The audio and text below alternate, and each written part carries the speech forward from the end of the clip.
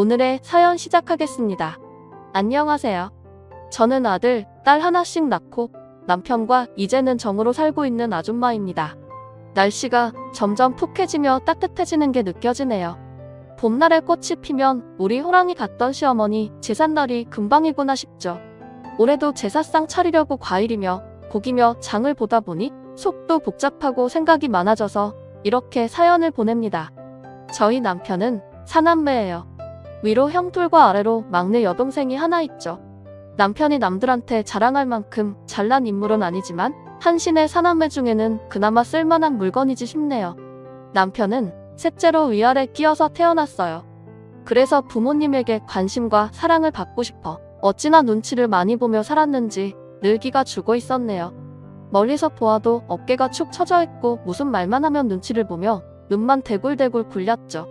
제가 오죽 답답하면 입이 닳기했던 말이 기죽지마 눈치 보지마 남자답게 굴어버렸을 정도입니다. 꽃다운 22살 때였어요. 시장에서 젊은 총각이 장사를 하는데 장사꾼이 등쳐먹을지 모르고 우직하니 저랑 옆에 두고 보면 딱 좋겠다며 마당발 최씨 아줌마가 제 손을 끌고 가서 다리를 놓으셨고 그게 인연이 되었죠. 처음 만난 자리에서 수줍어하며 얼굴이 시뻘개지던 게 귀여워 홀랑 넘어갔는데 지금 생각하니 싫은 소리 못하고 착해 빠진 모질이 답답이를 못 알아본 거지 싶네요.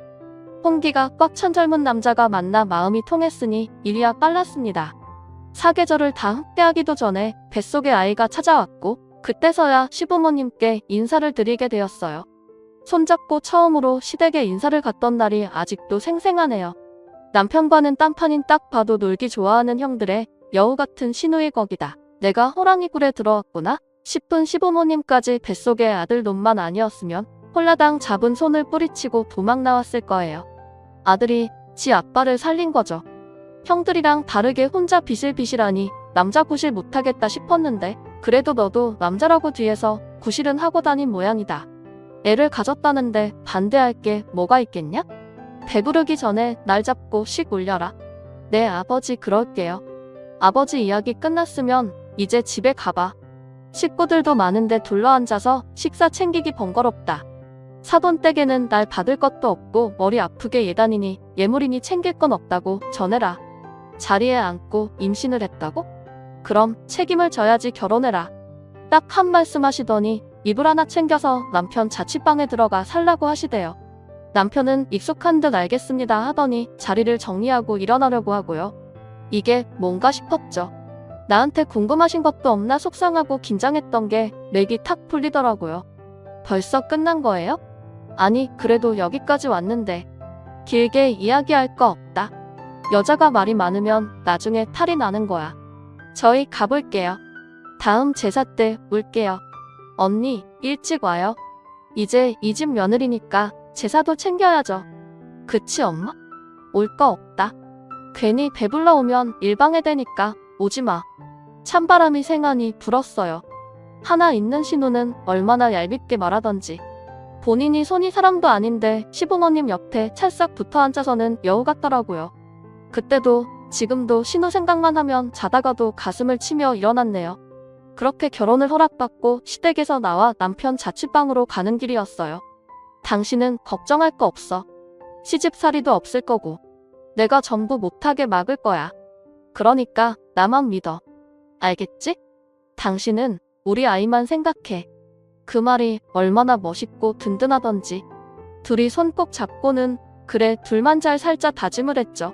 물론 남편이 알고 보니 남의 편이었고 모질이 답답이라는 걸 결혼을 하자마자 알게 되었지만요. 당신도 알고 있었어? 이번에 큰형님네 아파트로 이사 가는 거. 할아버지 제사 어떻게 할 거냐고 전화 와서는 얼마나 자랑을 하던지. 사업한다고 돈 없다 난리더니 이사 갈 돈은 어디서 나온 거야? 사거리에 올라간 아파트? 그래. 큰형님이 이사 준비하시느라 정신없다고 하더라.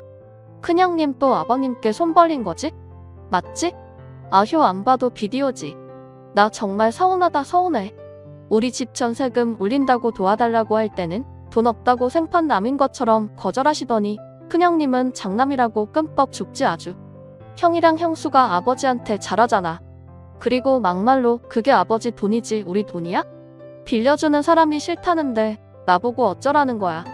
1년에 6번이 넘는 제사상 그리고 해마다 생신상 차린 게 누군데? 나 아니야? 집안 대소사에는 우리 집만 찾고 자기들은 바쁘다고 매번 쏙쏙 빠지면서 콩고물은 띵신 같은 우리 집이 아니라 다른 형제들한테만 떨어지잖아. 마음 좀 곱게 먹어. 그래서 할아버지 제사는 어쩌기로 했는데 다들 모인대? 이 화상아. 말 한마디만 더 해봐. 다음에는 네 제사상을 차릴 거니까. 나는 그렇게 살게 하지 않겠다던 다짐은 없었죠. 아휴 그래도 그 나물에 그 밥이라고 저도 똑같았어요. 집안 대소사는 셋째인 우리 집이 전부 챙기고 형님네랑 아가씨는 바쁘다는 핑계로 당일에 쏠랑 와서는 제 속을 뒤집어 놓습니다. 막내 동서 고생했어. 나 이번에는 갈 때 동태전만 챙겨줘. 저번에 그 동그랑땡은 가지고 가서 못 먹고 버렸거든. 두부가 많이 들어갔는지 퍽퍽해서 맛이 별로더라. 동그랑땡은 돼지고기를 많이 넣어야 맛있어. 다음엔 모르면 물어봐 동서. 알았지? 어머 동서. 가방 못 보던 건데 이거 어디 거야? 역시 형님이셔. 이번 여름 신상 어때요? 오늘 백화점을 갔는데 너무 예쁘잖아요. 그래서 애 아빠 카드로 몰래 긁었어요. 기가 차더군요. 누군 집에서 지들 입에 넣을 거 만드느라 바쁜데 누구는 그 시간에 백화점에도 다녀오고요.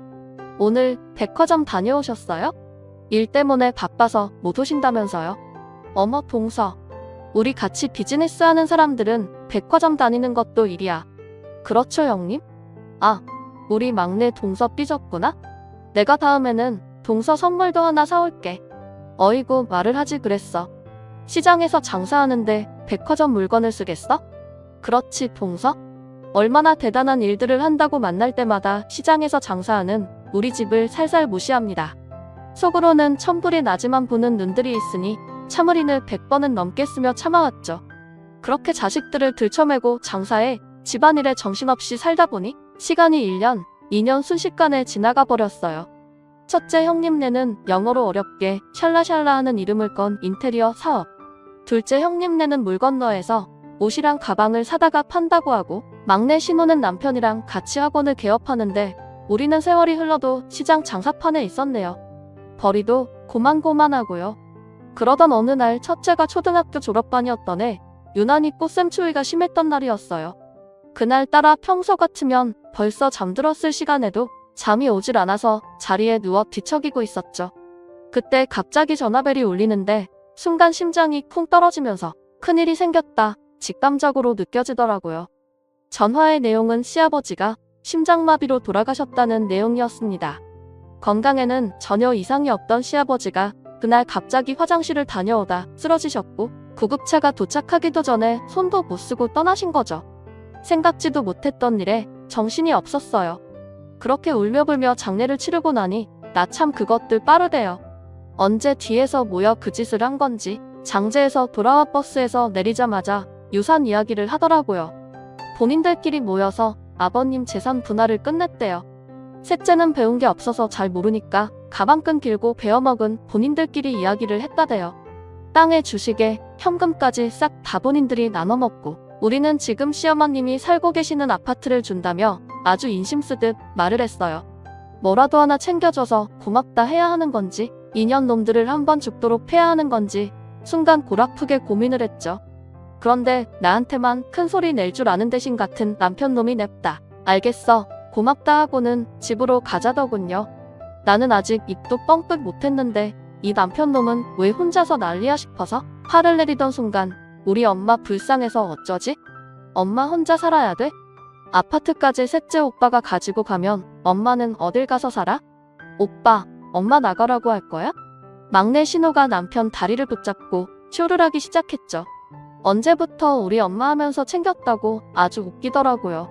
그런데 다른 형제들도 아파트 준다고 했지만 지금은 시어머님이 살고 계시니 당연히 어머님도 모시는 조건이다. 막내 너는 걱정하지 말아라 하는 거 있죠? 이것들이 누구 맘대로 나보고 홀시어머니를 모시라고 하는 건지 눈이 뒤집어졌는데 남편이 절 들쳐매고 도망치듯 자리를 빠져나왔어요. 그날 집에서 대판 싸웠죠. 너 혼자 어머님 모시고 살라고. 나는 그 아파트 받을 마음도 없고 무슨 거지한테 동전 던져주는 것 마냥 다 쓰러져가는 아파트 하나 던져주면서 원하는 것도 많다고요. 남편은 입을 꾹 다물고 고개만 숙이고 있더군요. 당장 어머님 모시지 못한다고 가서 말하라고 소리를 지르고 주먹으로 어깨를 때리니까 그제야 입을 열었어요. 여보, 남들이 보기에는 답답하다 모자라다 할지 몰라도 나는 형, 동생 없이 딱 한 번만이라도 엄마 옆에 혼자 있어 보고 싶어. 다른 형제들한테 엄마 사랑 나눠주지 않고 온전히 나 혼자만 엄마 사랑받으면서 살아보고 싶어. 미안해. 남편은 오히려 형제들이 엄마를 떠넘겨서 본인은 감사하대요. 엄마를 독차지할 수 있어서 말은 다 못해도 너무 설레인다고 울면서 말하는 거죠. 그러니 어떤 아내가 그 모습을 보고 계속 욕을 할 수가 있겠어요. 모질이 멍청이라고 해도 우리 아들, 딸 아빠인데 얼마나 서러웠으면 다 늙어서라도 부모 사랑 한번 받아보고 싶을까 하는 생각에 아이고 불쌍한 인간아 하면서 끌어안고 같이 엉엉 울었네요. 그 뒤로 살던 빌라는 처분하고 에라 나도 모르겠단 심정으로 합가를 하게 되었죠. 그런데 호랑이 같던 시어머니는 나이가 드셔도 똑같더라고요. 어머님, 좋아하시는 된장 무침 했어요.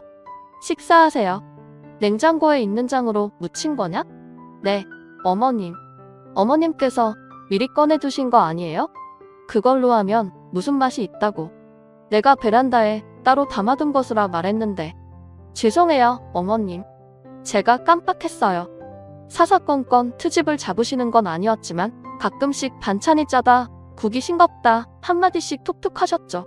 그럴 때마다 오리주둥이 마냥 입은 쭉 나와서 퉁퉁거리는 저와 나는 아무것도 모르고 하는 시어머니 사이에서 남편만 눈치를 보느라 아주 개고생을 한 거죠.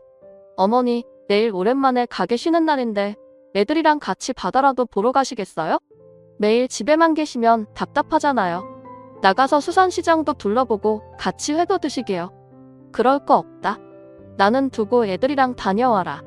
늙은이가 나가서 뭘 안다고. 어머님, 그러지 말고 저희랑 같이 다녀오세요. 귀찮게 하지 말래도. 내일 큰 집에서 온다고 하니 알아서 저녁이랑 먹을 테니까 나는 두고 너희들끼리 다녀와. 볼 일 없다. 엄마의 사랑을 받고 싶다던 남편의 어깨는 더욱 축 내려앉았어요. 어머님은 남편이 외식을 가자고 해도 백화점에서 고운 옷을 사다 드려도 집에서 밥 챙겨 먹으면 그만이다. 너희나 나갔다 와. 귀찮게 하지 말래도. 왜 너는 2번, 3번 말을 하게 하니? 머리 아프다. 이걸 돈 주고 왜 사와? 입지도 않은 옷이니 당장 들고 가서 환불해. 어찌나 매섭게 거절을 하고 방으로 획하니 들어가시는지. 나중에는 우리 아들, 딸이 할머니한테 말 한번 붙이기도 힘들어했죠. 할머니가 거실로 나오면 쥐도 새도 모르게 본인네 방으로 숨어 들어갔으니까요. 어느 순간부터는 남편도 포기하고 어머님 눈치만 보기 시작했고요. 그러다 언제부터는 평소에는 오지도 않던 인간들이 돈이 필요하면 연락도 없이 찾아오는 일도 많아졌어요. 어머님 감사해요. 이 사람이 사업을 한다고 일을 버려서. 그래도 첫째 아들 믿으시죠? 저희가 지금까지 빌려간 거 2배로 돌려드릴게요. 아쇼, 내가 우리 엄마 덕분에 큰 고비 하나 넘겼네. 오늘은 다 같이 나가서 갈비 먹을까? 엄마, 옷 입어요. 빨리. 내가 기분이 너무 좋아서 그래. 이제는 시어머님 댁이 아니라 우리 집인데도 얼마나 염치가 없는지. 항상 빈손으로 떨렁떨렁 와서는 과일 좀 내놔라. 마실 거 없냐? 진상이 따로 없었죠. 엄마, 지난번에 도와준 거 너무 고마워. 그런데 엄마도 요즘 알지? 애들 학원이 수학 하나, 영어 하나에선 어렵거든. 선생님을 조금 더 불러야 할 것 같은데. 남편은 꼴에 동생이라고 형들이 이야기할 때와는 조금 달리 행동했어요. 너는 엄마한테 돈 빌려달라는 말 말고는 할 말이 없어? 어쩜 매번 올 때마다 죽는다 죽는다 곡소리야. 그런 소리 할 거면 그만 와. 하지만 신호가 누굽니까? 그 말에 가만히 있을 신호였음 오지도 않았겠죠. 아, 누가 오빠한테 돈 빌려달라고 했어? 오빠 거지인 거 내가 더 잘 알거든. 그리고 내가 엄마 돈 빌려가서 떼먹는데 다 돌려준다고 하잖아. 아, 내 엄마 내가 보러 오겠다는데 왜 오빠 눈치 봐야 돼? 그쪽 식구들 한번 다녀가면 집안이 썰렁했어요. 남편은 남편대로 시어머님께 화가 나서 뚱에 있고 시어머님이야 원래 말이 없고 저만 중간에서 눈만 도루룩 올렸죠. 그러다 한 번 서러움이 터지는 일이 있었어요. 어머님, 저희 정말 처음이자 마지막으로 딱 한 번만 부탁드릴게요. 가게가 좋은 자리가 나왔는데 계약을 하고 싶어요. 계약금이 부족한데 조금만 빌려주시면. 일 없다? 빌려줄 돈 없어. 어머님, 고민도 안 해보시고 어떻게 바로 거절을 하세요? 다른 자식들은 필요하다면 척척 내주셨으면서. 저 이번이 처음이에요. 그런데 이렇게 매몰차게 하셔야 돼요? 너 나한테 돈 맡겨둔 거 있냐? 내가 돈이 없다는데 무슨 말이 많아? 저녁 시간이니까 나가서 일 봐라. 아니요. 오늘은 저녁 차릴 시간이 없네요, 어머님. 나가서 가게 계약금이라도 벌어야겠어요. 아무리 아무도 없어도 돈이 없으니까. 아무리 아픈 손가락은 따로 있다고 해도 정말 눈에 보이게 차별하시는 건 아닙니다, 어머님. 지금 생각하면 그 자리를 계약하지 않은 건 정말 다행인 일이었지만 그 당시에는 얼마나 서럽고 화가 났는지요. 다른 자식들에게는 이것보다 더 큰 돈을 턱턱 내어주시면서 제일 못 사는 셋째 놈은 돈의 디귿자도 꺼내기도 전에 거절을 하시니 그날은 저녁도 차리지 않고 나가 울면서 술을 어찌나 마셨는지 몰라요. 그렇게 진탕 술을 마시고 그래 우리가 비빌 언덕이 어딨냐? 열심히 일해서 살아남아야지. 마음을 다잡고 가게로 출근했을 때 눈이 번쩍했어요. 비즈니스 하는 사람들 손이 맵더라고요. 어머, 형님 이게 뭐 하는 거예요? 나요? 아파요. 지금 누구 머리채 잡아요? 동서, 그렇게 생각 안 했는데 아주 무서운 사람이네. 뒤가 구려서 어머님 모시고 사는 거야? 그래? 어디서 어머님 돈을 빼돌리려고 해? 아주 앙큼하네. 이거. 언니, 아주 본때를 보여줘요. 아파트 하나 넘겨줬으면 만족해야지. 시장 바닥에서 장사하더니 돈 냄새 맡으니까 눈이 돌았지. 아주? 우리 엄마 돈을 탐내? 오늘 눈물을 쏙 빼야 해. 제가 어머님 돈을 언제 넘겼냐고 그래요. 이거 놔요, 당장. 저는 대머리가 되는 줄 알았네요. 어찌나 손아귀 힘이 좋던지 머리채를 잡고 흔드는데 골까지 울리더라고요. 신혼여는 옆에서 무슨 년 하면서 추임새를 넣고 옆집 야채가게 사장님 도움이 아니었으면 초상치를 뻔했죠. 소식이 어찌나 빠르던지 제가 어머님께 손 벌렸다는 걸 알고는 머리끝까지 화가 나서 가게로 찾아왔어요. 돈에 욕심내면 죽인다 어쩐다 하면서요. 내가 받기라도 했으면 머리하는 금이 뭐가 아깝겠어요. 그런데 돈 100원도 구경을 못하고 머리채를 잡히니 억울하고 서럽고 하늘이 무너지는 기분이었네요. 준이 아빠, 내가 왜 이렇게 살까? 왜? 나 그냥 나가서 콱 죽어버릴까? 시장 바닥에 소문이 쫙 퍼졌는데 내가 얼굴을 들고 다닐 수 있겠어? 사람들 앞에서 머리채를 잡혀서는 정신 나간 사람처럼 마냥 끌고 다니고 본인들은 전부 돈 받아거는 우리도 좀 먹고 살게 도와달라는데 그게 머리채 잡힐 만큼 잘못한 일이야? 그래? 준이 엄마, 미안해. 내가 다 미안해. 당신한테 할 말이 없어. 내가 나한테 할 말이 있겠어? 너처럼 안 살게 하겠다며? 그런데 이게 뭐야? 우리 네 식구 전부 어머님 눈치에 당신 형제들 등살에. 왜 이렇게 살아야 하는데? 왜? 거지 같은 집에 시집 와서 이게 무슨 고생이냐고. 너는 입이 없어? 나 몰래 죽을 죄라도 지었니? 그래서 할 말도 못하고 인신처럼 사는 거냐고. 사실 남편이 무슨 죄가 있겠어요. 고래인 형제들 사이에서든 터진 새우인데 그런 새우한테 시집 온 내 잘못이지 싶었네요. 당장이라도 짐 싸들고 집을 나오고 싶었지만 물러터지긴 부부가 똑같아서 내 새끼들 엄마 없이 키울 순 없고 그렇다고 또 아빠 없이 키울 수도 없어서 울며 집으로 기어들어갔죠. 그 사건 이후로 한신의 사람들에게는 쌀알 크기의 정도 남지 않았고 최소한의 도리만 챙겼습니다.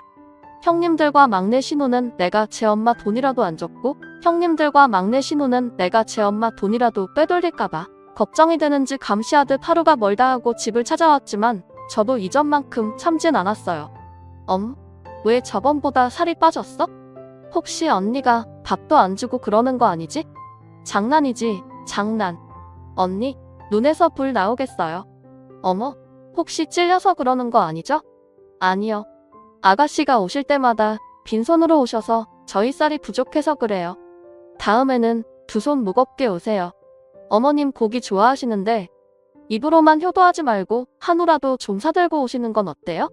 우리 식구도 먹이고 어머님도 챙겨주세요. 다음에 기대할게요. 어머, 동서. 주름이 너무 많다.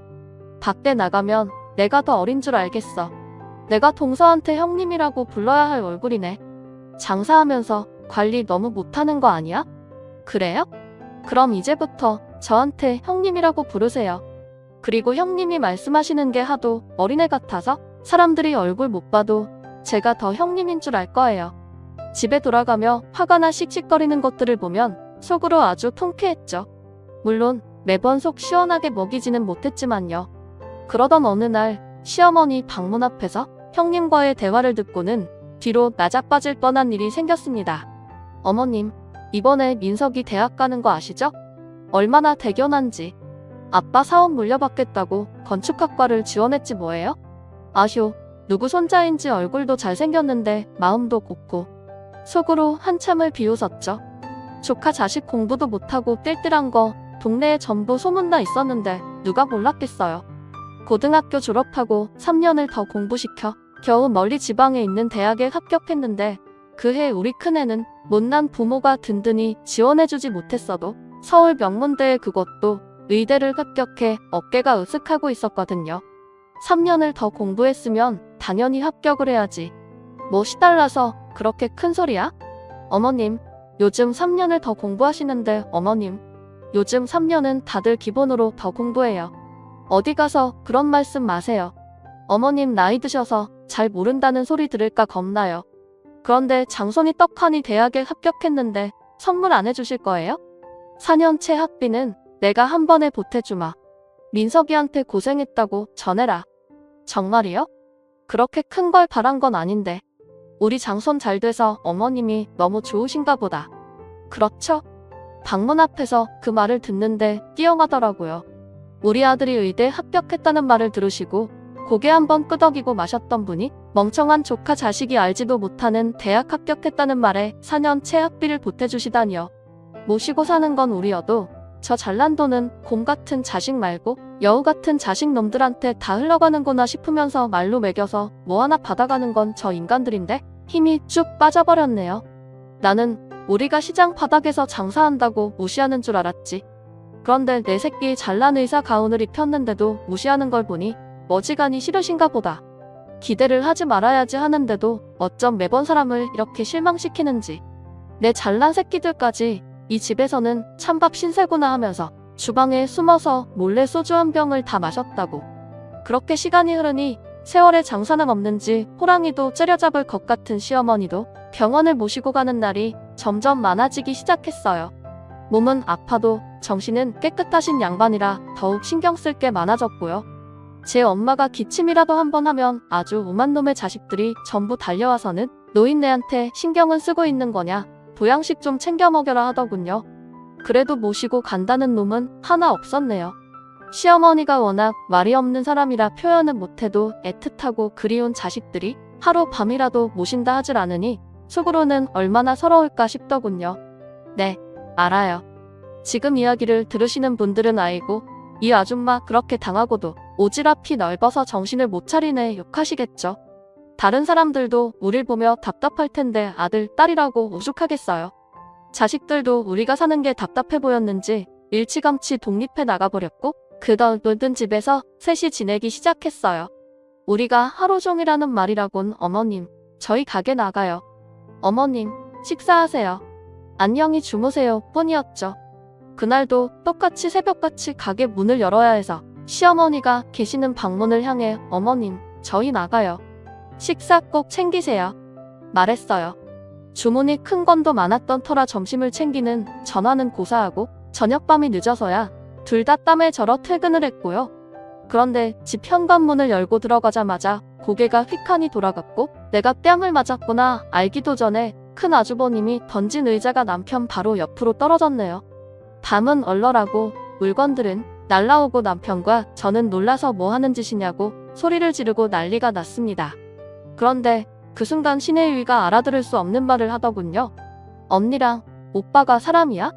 어떻게 우리한테 말 한마디 안 하고 엄마를 요양원에 버릴 수 있어?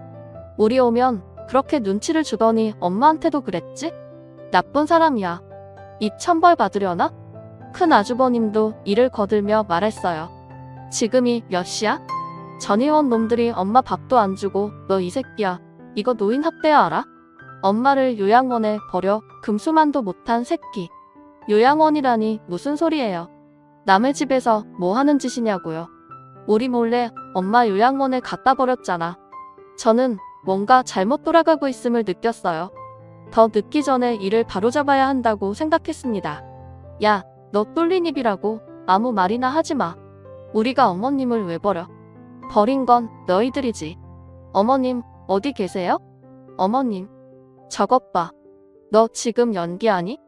요양원에 계시는 어머님이 여기 왜 있어? 이야기를 듣고 맞은 뺨은 뜨거웠지만 가슴은 차가워졌어요. 우리가 가게에 출근한 사이 어머님이 혼자 짐을 챙겨 요양원에 들어가신 거죠. 이 사람 정말 무섭다 싶었어요. 20년을 넘게 같이 살았는데 말 한마디 없이 요양원이라니요. 남편도 이제는 학을 뗐는지 모두들 앞에서 선언했습니다. 나 이제 어머니도 형님들도 전부 안 보고 살 겁니다. 사람을 이렇게까지 머저리 취급하는데 내가 왜 당신들을 보고 살아야 합니까? 어머니 돌아가셔도 연락하지 마세요. 난리 친 거 문제 삼지 않을 테니까 당장 나가세요. 능력도 없는 새끼 아파트 살게 해준 거 고맙게 생각해야지. 이렇게 뒤통수를 쳐? 올이나 되니까 너 아파트라도 하나 준 거야. 알아? 멍청해서 돈도 굴릴 줄 모르는 새끼가. 능력 없어도 형들처럼 부모님한테 빨대 꽂아가며 살진 않았으니 떳떳합니다. 받은 건 없어도 끝까지 어머님 모시고 산 것도 우리고. 나는 당당하니까 그딴 개소리 그만해요. 그것들이 떠나고 바닥에 털썩 두저앉으니 나도 모르게 허허 웃음이 나오는 거 있죠. 배신감이 어찌나 큰지. 어머님이 쓰시던 방문을 열어보니 짐 하나 없이 깨끗하게 정리돼 있었네요. 보기도 싫어 쾅 문을 닫고는 남편도 저도 더 바쁘게 일을 했어요. 어머님이 계시니 늦게까지 일을 하지 못했었는데 그때부터는 밤새벽까지 장사도 하고 주문건 큰 것도 계속 받았습니다. 그렇게 한 달쯤 지났을까요? 막내 신혼년한테 문자가 하나 왔더라고요. 하늘요양원 이번 주 일요일 2시. 엄마가 무조건 오라고 했어. 부르기 싫은데 어쩔 수 없이 연락하는 거야. 마지막이야. 문자를 받고 고민하는 남편을 보다 마지막일지 모르니 한편은 다녀오자 다독였죠. 사실 못 참게 궁금하기도 했어요. 사람이 아무리 정이 없어도 하루아침에 말도 없이 떠날 수 있냐 따지고 싶기도 했고요. 기다렸던 주말 불편한 마음으로 요양원을 찾아갔고 막상 침대에 앉아 계신 시어머님을 보니 따질 마음도 사라지고 눈물만 나오대요. 멀쩡한 집 놔두고 왜 혼자 외롭게 있나 마음이 아팠죠. 남편과 제가 우는 걸 본 다른 자식들은 요양원에 엄마를 버려두고 쇼를 한다며 길길이 날뛰고 욕을 했고 결국 어머님이 입을 여셨습니다. 다들 조용히 해. 여기까지 와서 소란이야? 멍청한 것들. 애미야. 저 아래 서랍 열고 장부 좀 꺼내오거라. 어머님이 말씀하신 장을 여니 오래된 장부가 하나 들어있었어요. 좋기 30년은 되어 보였죠. 첫째부터 막내까지 가까이 와서 천천히 장부들을 읽어봐. 틀린 내용이 있으면 바로 말을 하고 맞으면 맞다고 말들을 해. 장부에는 빼곡하게 그동안 첫째부터 막내까지 어머님 돈을 빌려간 내용들이 적혀 있어요. 2000년 10월 사업자금 1억, 첫째 2001년 2월 사업자금 5천만 원, 둘째 2000년 11월 결혼자금 2천만 원, 막내 2003년 4월 의제차 3천만 원. 장부에는 빼곡하게 그동안 첫째부터 막내까지 어머님 돈을 빌려간 내용들이 적혀 있었어요. 장부를 보던 자식들은 민망한지 큼큼함에 헛기침을 했고 어머님은 장부 내용이 맞는지 재차 확인하셨죠. 엄마, 장부 내용이 맞으면 돼? 이거 이제 돌려달라는 거야? 아, 엄마 왜 그래? 셋째 오빠 때문에 화나서 그러는 거야? 그래요. 어머님, 동서 때문에 화 많이 나셨죠? 제가 달타일일게요. 장사만 하다 보니까 사람이 성격도 세지고 아유 참. 돌려달라는 거 아니다. 너희 아빠가 그렇게 갑자기 떠나고 내가 준비한 거야. 내 남매 똑같이 나눠주려고 했어. 장부에 있는 걸 다 더해보면 셋이 나한테 받아간 돈이 얼추 비슷할 게다. 준이 애미야. 마지막 서랍장에 장부 하나가 더 있을 게다. 들고 오거라. 이번 장부도 비슷하게 오래된 상태였어요. 어머님은 장부를 펼쳐 자식들에게 보이며 한 줄씩 읽어주셨습니다. 그 내용에 저와 남편은 아이처럼 눈물을 흘렸네요. 2001년 2월, 준이 애미 혼자 제사상 차림 100만원. 4월, 준이 애미가 해준 생일상 200만원. 2006년 3월, 가게 계약금 1억 5천만원. 가게 자리를 보니 어렵겠다 싶다. 다음에 좋은 기회가 있으면 도와주마. 2008년, 준이 의대 합격. 전액 장학금이니 4년째 학비는 따로 챙기기. 어머님은 무뚝뚝한 성격으로 살갑게 말씀은 못하셔도 장부에 몰래 고마움과 사랑을 담고 계셨던 거였죠. 어머님은 울고 있는 남편의 손을 잡으며 너는 내가 걱정할 것 하나 없었다. 멍청한 다른 놈들과 다르게 제 밥그릇 꽉 쥐고 사는 건 너 하나였어. 나도 늙었으니 너희한테 짐 되는 건 싫다. 그만하면 잘 살았어. 내 정신이 있고 움직일 수 있을 때 이렇게 오려고 다 생각하고 있었다. 어머님은 자식에게 짐이 될까 하는 마음에 혼자 본인이 요양원을 알아보고 짐까지 정리하신 거였어요. 아버님 유산을 본인들 마음대로 뜯어나누는 자식들을 보며 남편을 지켜야겠다는 생각을 하셨더더군요. 그래서 이렇게 장부까지 공개하신다고요. 이에 신호는 결국 반발하며 시어머니께 되들었습니다. 엄마, 이 장부들로 뭘 어쩌자는 건데 우리한테 돌려받을 것도 아니라면서. 그리고 며느리가 제사상 차린 건 당연한 거지. 그걸 얼마나 하면서 다 적어둔 거야? 이 세상에 당연한 건 없어. 아직까지 저렇게 철이 없어서 너희 셋한테 돌려받을 것은 없다. 그런데 너희 셋한테 내가 줄 것도 없어. 너희 아버지 유산도 셋이 다 가지고 가고 셋째는 다 쓰러져가는 아파트 하나를 던져줘? 내가 지금까지 조용히 있었던 건 너희가 정신 차리길 바랬던 거였다. 멍청한 것들. 셋째는 처음부터 내가 나눠준 유산과 다른 장부에 적어둔 내 고마운 마음까지 전부 주고 갈 거다. 전부. 자식들은 난리가 났죠. 유일한 돈줄이 눈앞에서 사라져버렸으니까요. 하지만 아무리 세월이 흘러 호랑이가 이빨이 전부 빠졌다고 하더라도 그 기세는 무시할 수 없었습니다. 어머님은 자식들이 죽는다 어쩐다 쇼를 해도 눈길 한 번 주지 않으시고 변호사를 불러 재산을 전부 위임하셨네요. 그 사이 첫째네 인테리어 사업은 이미 망했고 둘째 뇌물 건너 가져온다던 옷, 가방은 전부 짝퉁으로 고소가 되었으며 막내는 남편이 학원 강사랑 바람이 났다는 걸 알게 되었다네요. 남편과 저는 어머님이 집으로 돌아오시지 않으면 100원 한 장 받지 않겠다 반항을 했습니다. 이에 어머님은 처음으로 웃는 얼굴을 보이셨네요. 그 뒤로 5년을 어머님과 함께 바다도 보고 강도 보고 즐겁게 살았습니다. 그러다 어느 따뜻했던 봄날에 어머님이 먼 길을 떠나셨어요.